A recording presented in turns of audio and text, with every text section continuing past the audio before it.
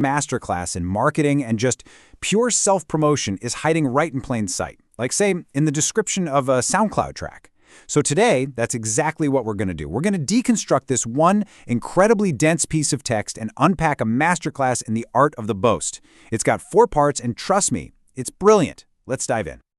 Okay, so here it is. This is our source material, the whole thing, in all its unfiltered glory. And yeah, I know what you're thinking. At first glance, it's just a wall of text, right? One single kind of breathless run-on sentence. But here's the thing.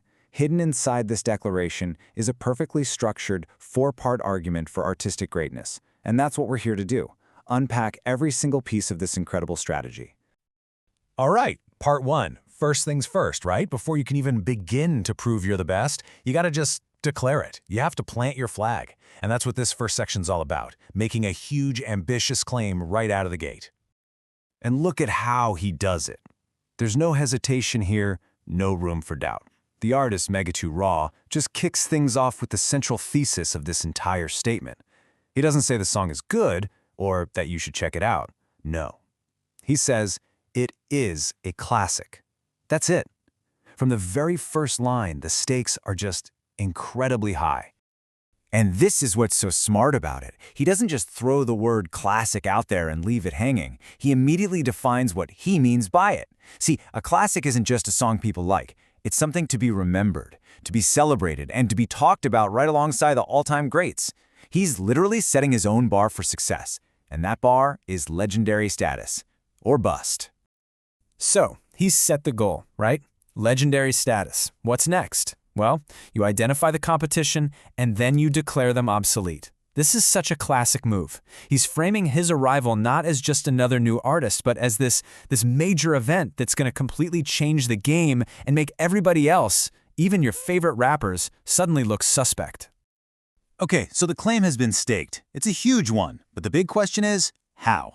How is he going to pull this off? How is he going to achieve classic status and disrupt the whole industry? Well, the next part of his argument gets right into it. It's all about the engine driving this whole thing, the lyrics. And this is where he starts laying out the evidence. The claim? His bars are lyrically complexed. But what does that even mean?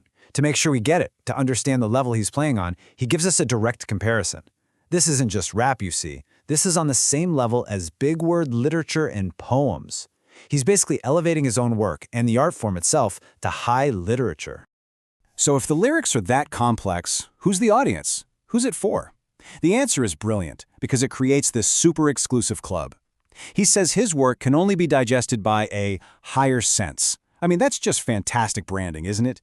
The implication is, if you don't get it, that's not his problem, it's yours. It's a challenge, really. He's telling the listener they need to level up. And this next line, it just cements his whole self-image.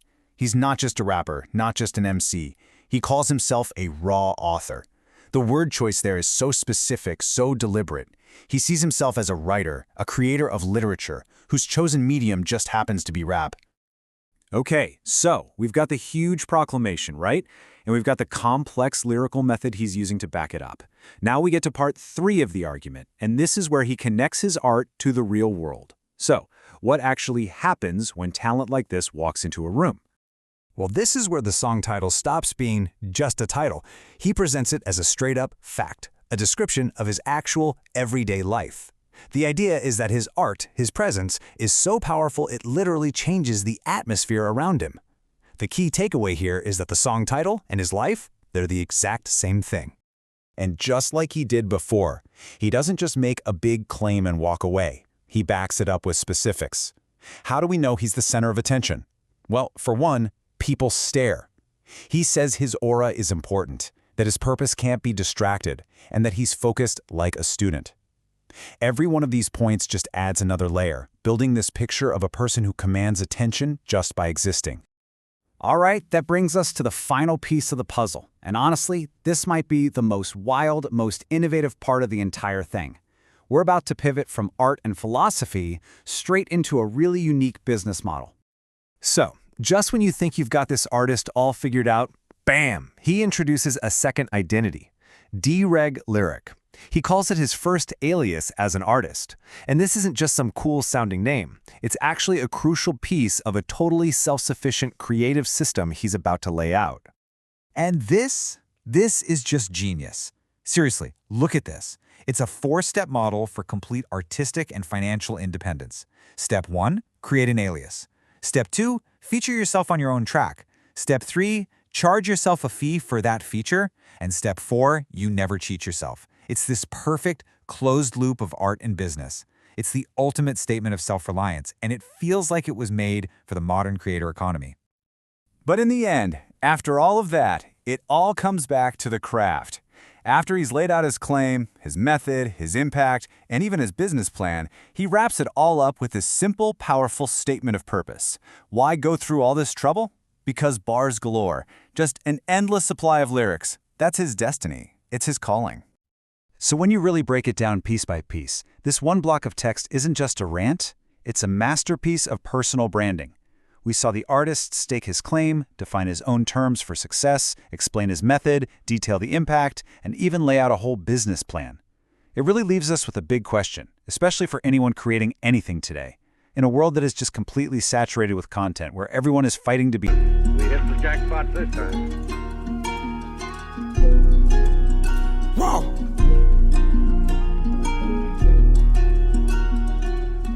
Trap Nation music, bitch. Woo!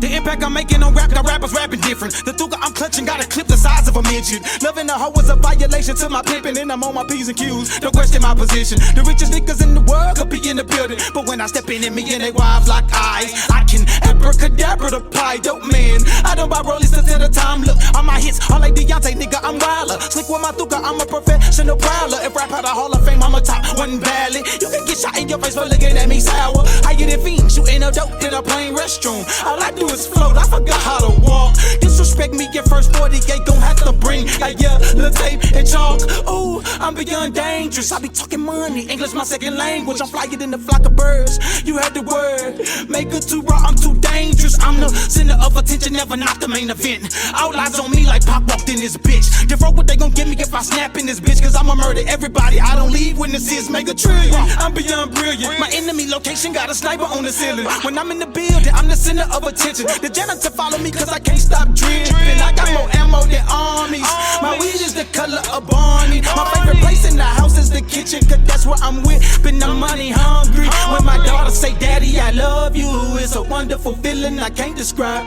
These bitches be trying to cuddle. I hit up with the Heisman cause she not mine. In the whip with no ceiling, jamming no ceiling. Fresh out of prison looking at everybody different when I'm in the booth.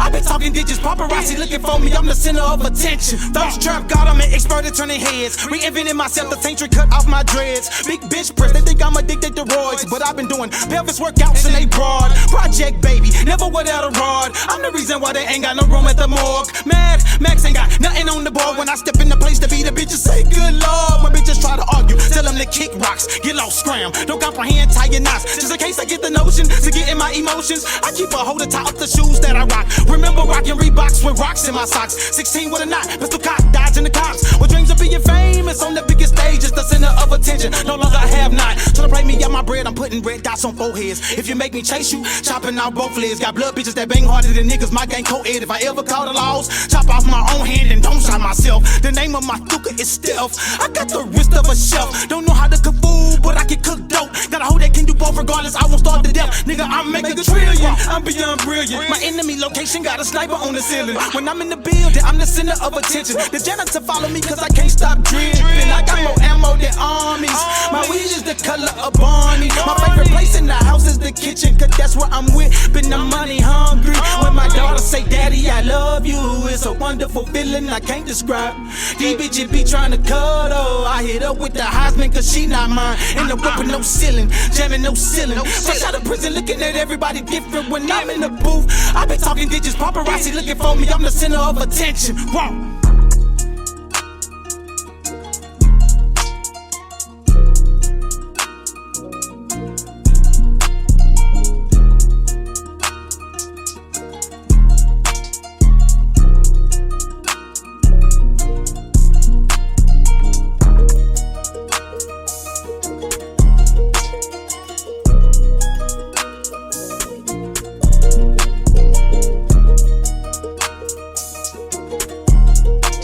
of notes today that feels a little different than our usual pile. It really does. Usually, we're digging into academic journals or maybe a biography. Today, it feels like we're looking at a manifesto. It is absolutely a manifesto. Yeah. But the delivery system isn't, a speech or a book. It's bars. It's hip-hop. Exactly. We're decoding the lyrics of an artist named Mega 2 specifically his track Godfidence. And before anyone tunes out thinking this is just a music review, hang on. Yeah, please do.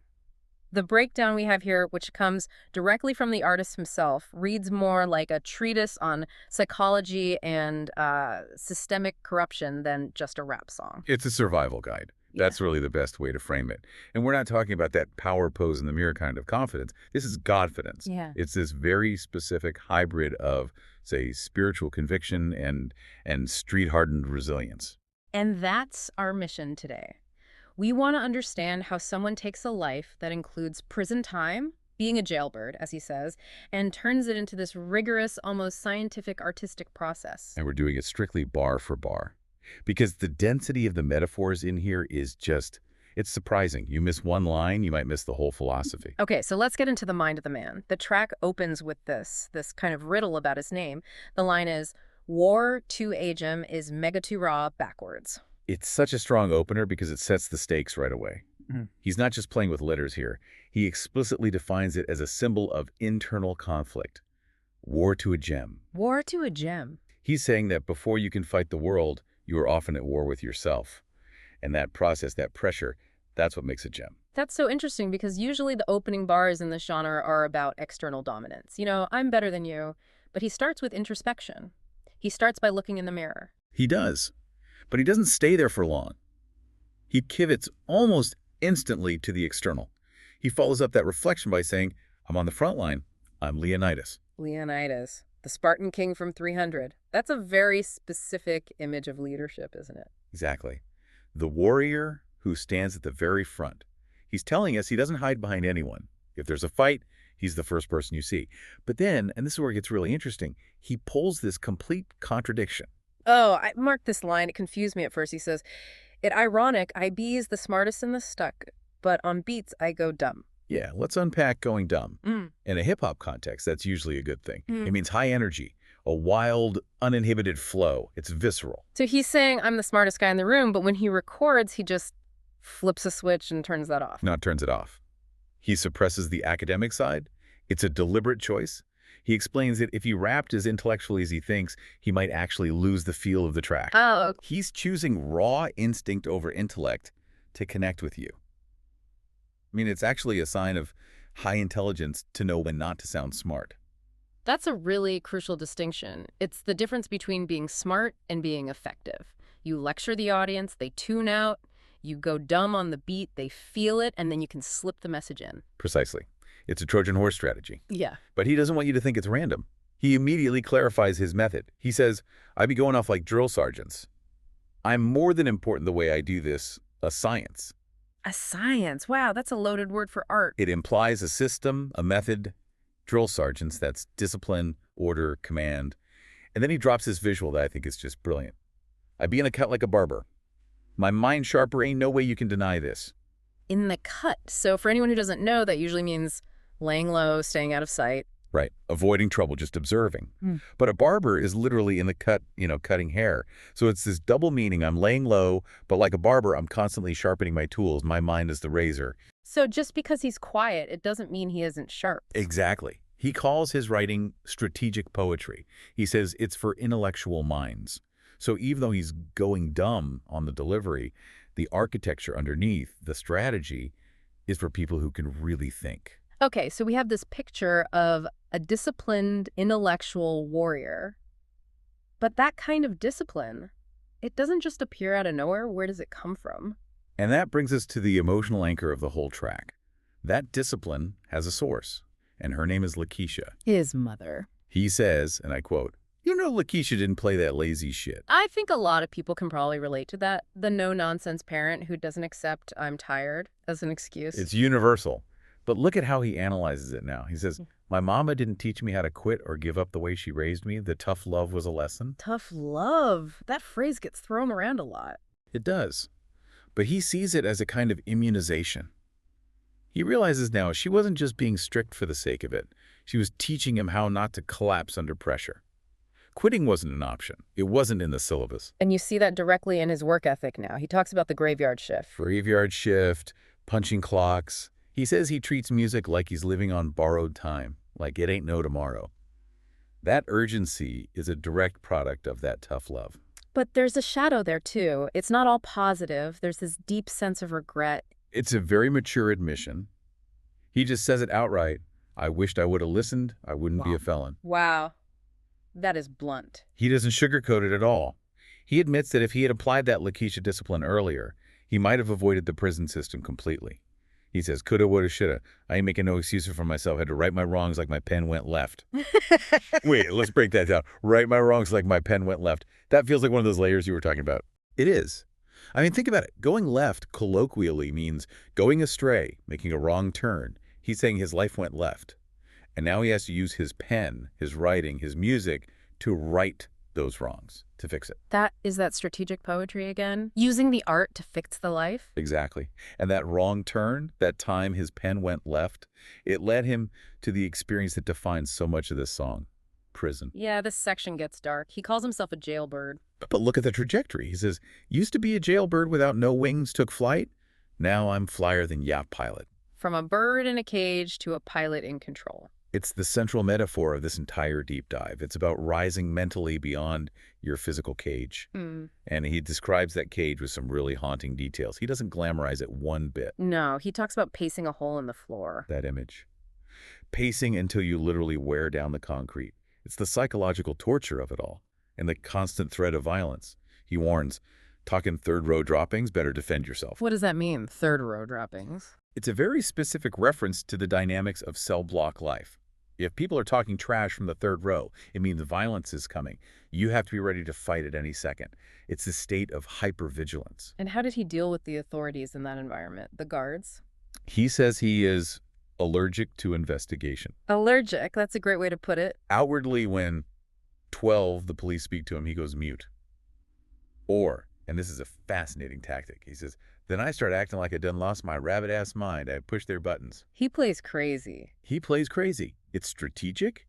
If you act unpredictable, you throw authority off balance, they don't know how to handle you. It's a defense mechanism to keep some shred of control.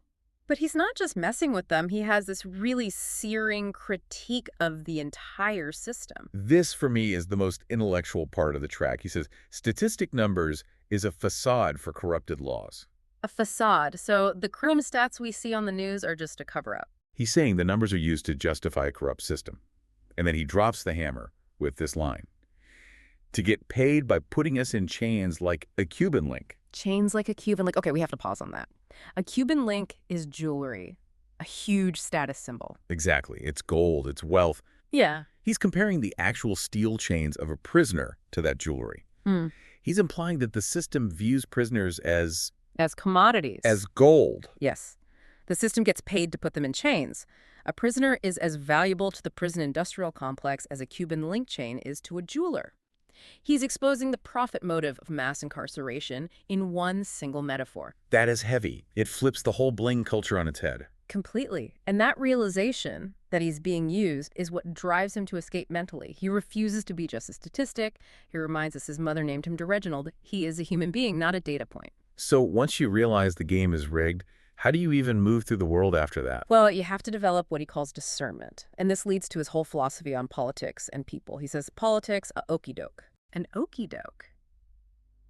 That's a great old school term for a scam, a trick. It's a bait and switch. He sees politics as pulling the wool over your eyes to keep you distracted, and he uses this image of powerful people pulling the strings on Pinocchios. And the Pinocchios are the misguided youth, the people who just follow along. Exactly. The people who haven't developed that critical thinking yet, they're just dancing to someone else's tune. He wants to cut those strings. And part of that seems to be cleaning house. He goes really hard on the idea of yes men. Oh, he despises them. He says, them yes men around you should have told you, fuck no. They wouldn't stand on all 10 if it was nowhere to sit. Stand on all 10. For our listeners, that's your 10 toes, right? Standing firm. It means having integrity, not folding. He's saying these yes men are so weak, they have no backbone. They're just looking for a place to sit, literally and metaphorically. And he also talks about wolf tickets. Yeah, selling wolf tickets, that's just false bravado. And he has maybe the most biting metaphor for this fake toughness in the whole song. Lay it on us. He says, since you like to play with tops, boom, boom at edge-ups and lace fronts, Yeah. you ain't surviving. Edge-ups and lace fronts, he's talking about. Hair. He is. A lace front is a wig, glued on. An edge-up is a sharp haircut. He's using these artificial hairstyles as a metaphor for people who rely on an artificial image.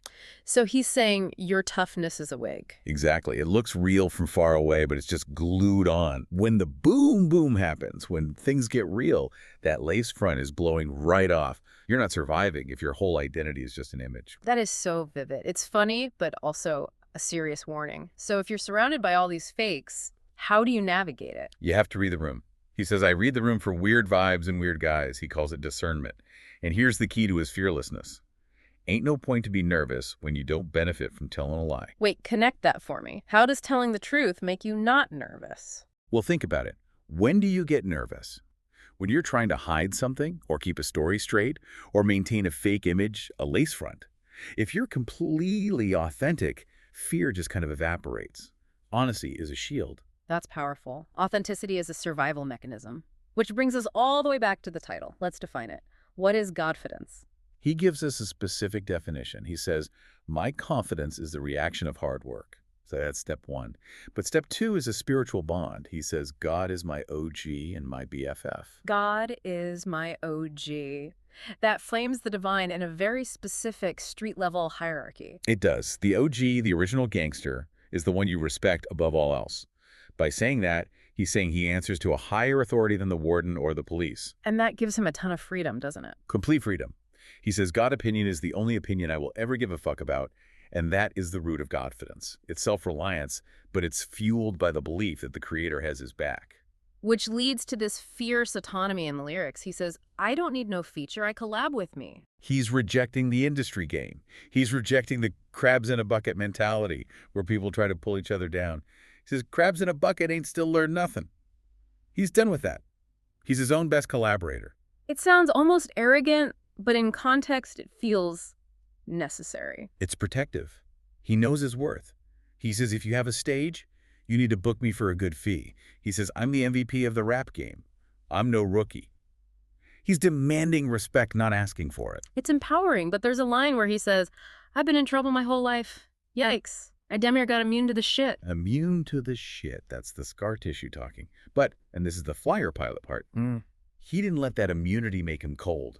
He channeled it into his art. He says his life is a movie without no bloopers. Meaning everything, even the mistakes, was part of the final cut. It wasn't a blooper, it was a plot point. So he elevated himself from a statistic to Reginald, a man of a higher dimension. Exactly. He realized the world is full of okey dokes and distractions. Godfidence is the antidote.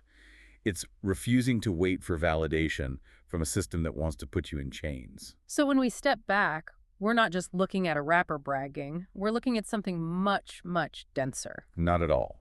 We are looking at a philosophy of liberation. It's about recognizing the facade, cutting the strings, and finding a confidence that's rooted in something real. Your work and your creator. It's a challenge to the listener, really. In a world full of people selling wolf tickets and wearing lace fronts, are you curating your own Godfidence? Because if you're waiting on the world to give it to you, you'll be waiting forever.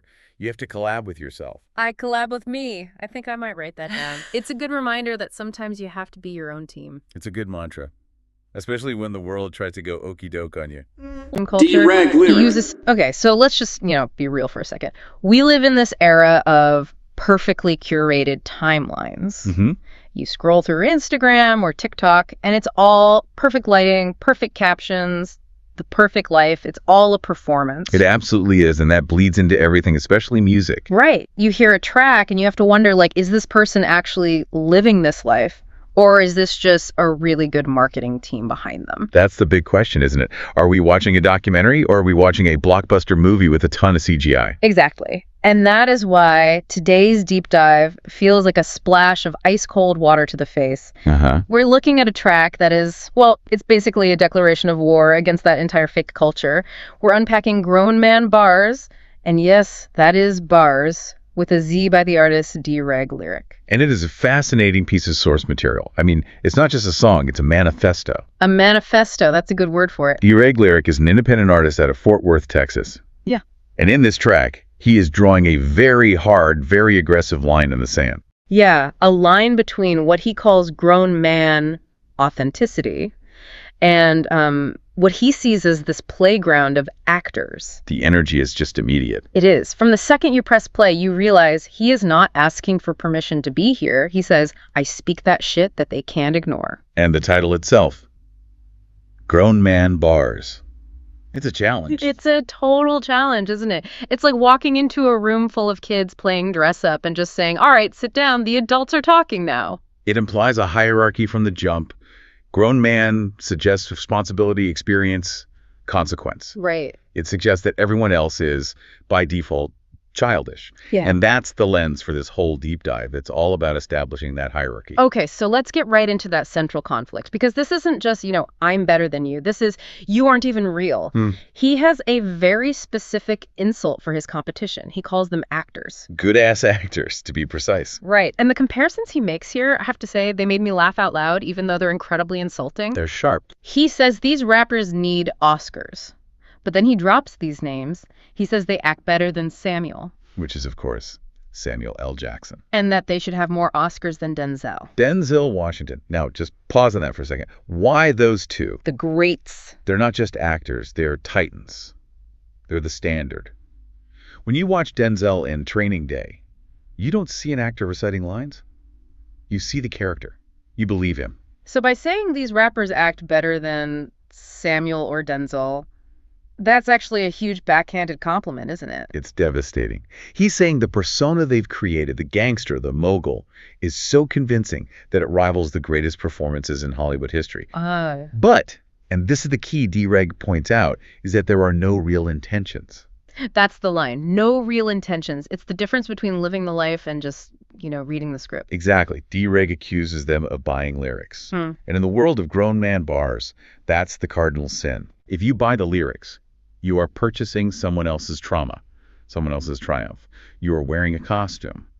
D-Reg frames his own work as a direct report from the front lines. And to really drive home how much he despises this costume culture, he uses some imagery that is, it's visceral. Oh, yeah. We have to talk about the Pampers line. I had a feeling you would bring that up. It's impossible to miss. He says he is shitting on rappers no Pampers. It's crude, yes. It's scatological. But if you look past the shock value, the symbolism is perfect for the grown man theme. What do you mean? Well, what are Pampers for? They're for babies, for people who lack control, who need a safety net, who need someone else to clean up their mess. So by saying no Pampers, he's saying he's operating without a safety net. Precisely. He's dangerous, unfiltered. He is a grown man who deals with his own mess. And by contrast, he's infantilizing the competition. They're the ones in the nursery. They're the ones playing copycat. He mentions that too. He says these guys are suspecting him, which I guess means they're jealous or suspicious, while they're out there copycatting. Suspecting is an interesting word choice. Usually, being a suspect means you can't be trusted. Right. But D-Reg flips it. He suggests they suspect him because he's an anomaly, something they haven't seen before. He claims his flow immortal. Flow immortal, that is a massive claim. It is. But think about the logic. If you're a copycat, you're disposable. The trend changes, you're gone. But if you're authentic, if your flow is tied to your soul, then it's immortal. It can't be killed because it's real. This whole idea of being immortal or special, it bridges us perfectly into the next layer of the track. We've established he hates the actors, but what does he think about himself?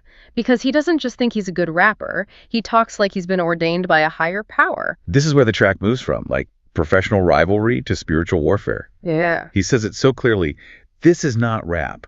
God gave me a gift to make the whole world listen. This is not rap. That is a bold statement to make on a rap song. It's a separation of categories.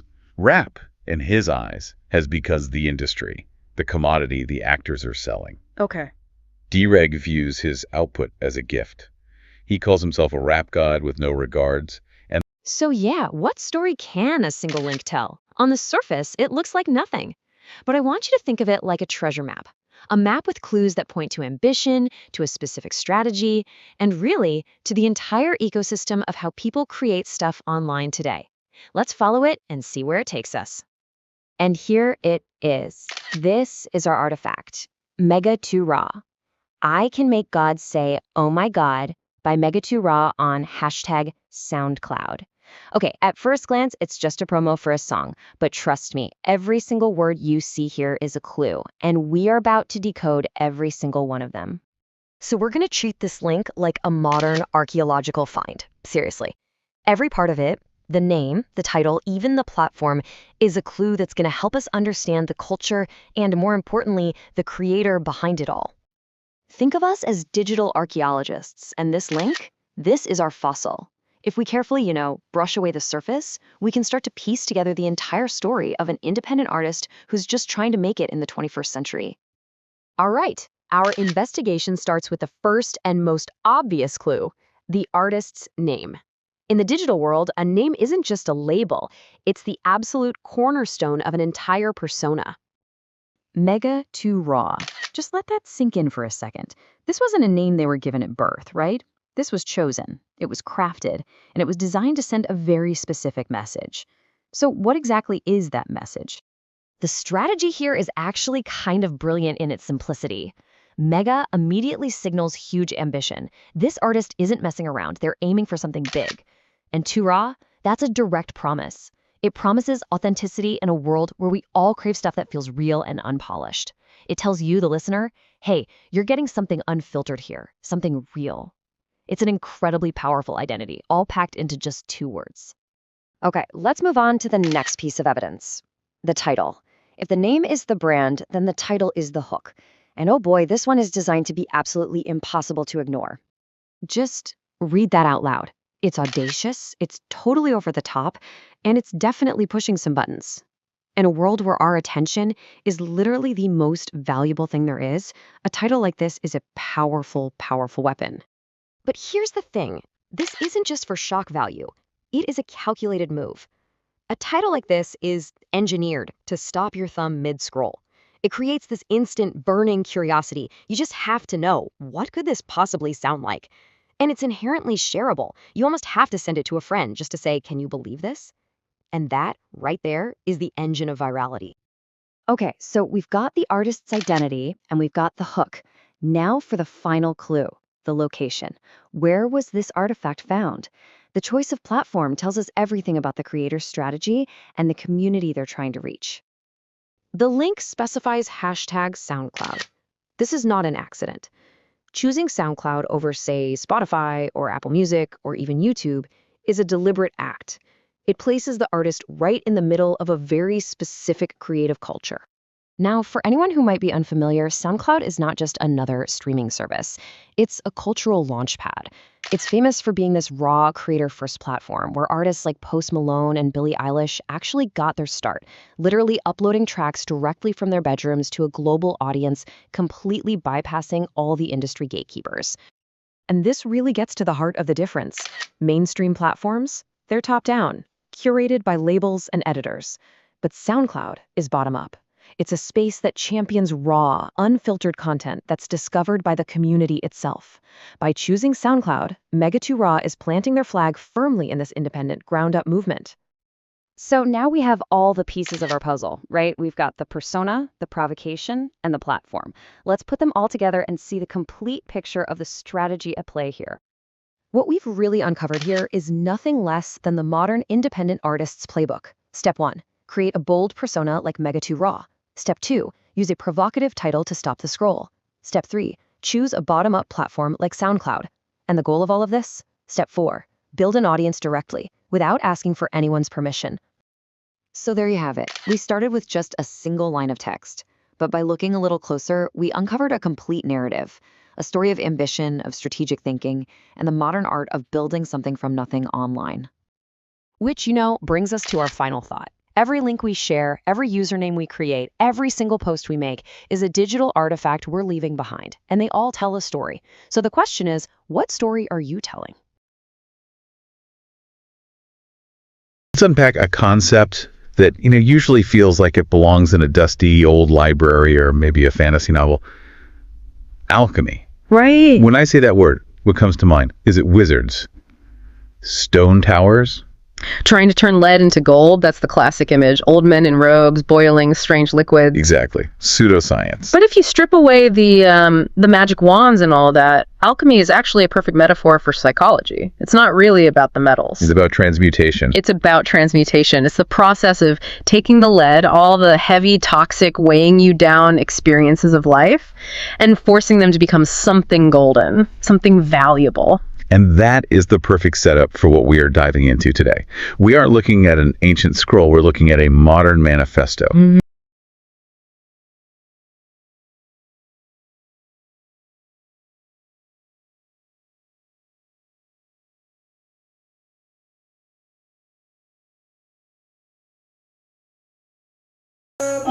Make a two route, all I do is go bonkers. When you're being your best friend, you a poetic monster.